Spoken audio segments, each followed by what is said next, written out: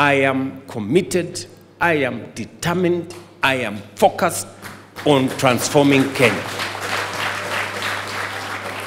And no amount of intimidation or name calling is going to change my course, because I have an assignment to transform Kenya. Tunaelewana jameni? Na niko na muda ya kutosha ya kunyorosha hii maneno. I have enough time mpaka ikae mzuri.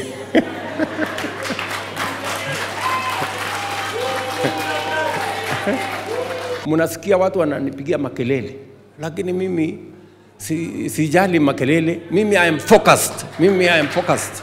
Kwa sababu Mungu ndiye amenipatia nafasi ya kuongoza Kenya. Si ndio?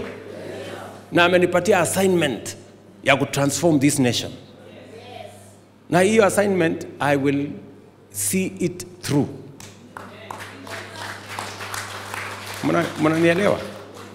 So wale wakunipigia makelele, sawa sawa tu mnipigie makelele. Tafadhali muelewe, I have an assignment for this nation and I must. Hiyo assignment lazima nifanye. Ama nogani jameni? Tumengojea miaka nyingi bwana. Story ni imekuwa mingi. Hii affordable housing imekuweko for 30 years, haijafanyika. Universal health coverage for 30 years, haijafanyika. Ni kweli ama si kweli? This is the time to do it. And I am the person to do it. Singojei mwingine.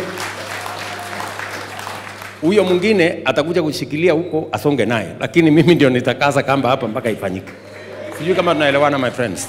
So tuendelee namna hiyo, tufanye kazi na mimi nawashukuru viongozi wengi ambao wamekubali tushirikiane.